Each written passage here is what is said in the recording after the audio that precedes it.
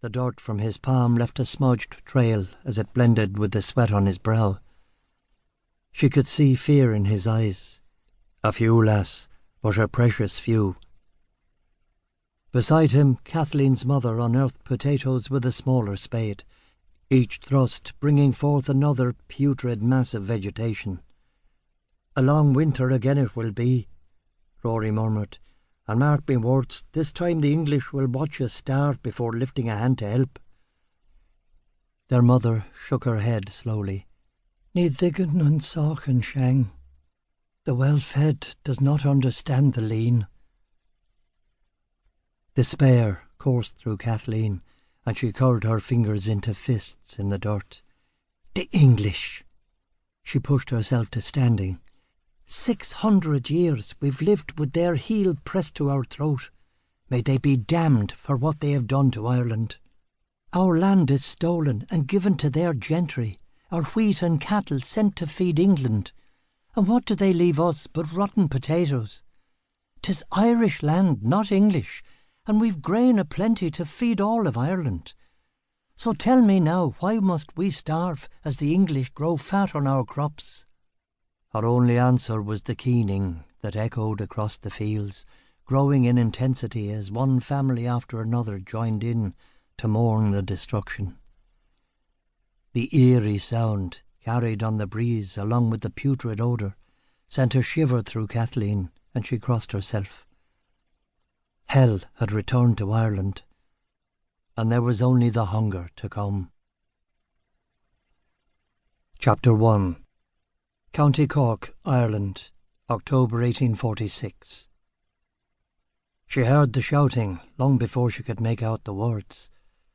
'Twas a woman's voice, at once urgent and excited, floating over the fields from the road to Cove.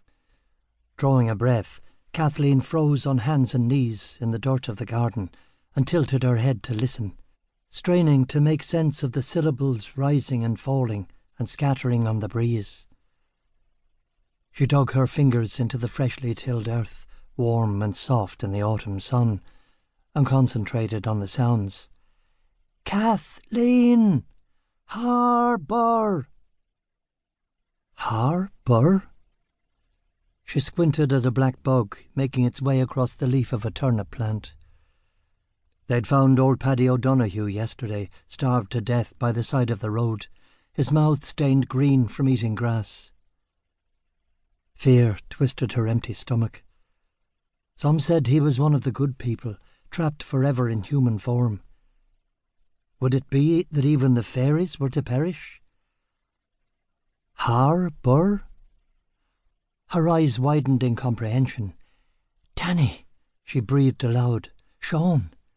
With a strangled cry, she shoved herself to her feet, throwing aside a fistful of weeds and wiping her hands on her apron as she lifted her skirt and raced across the small patch of land to where her father was working.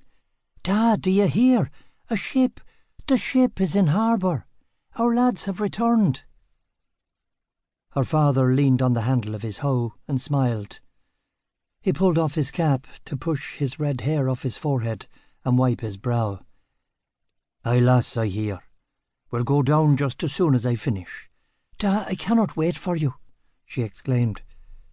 She turned toward the stone cottage where her mother had appeared in the doorway with Kathleen's younger sister Nora.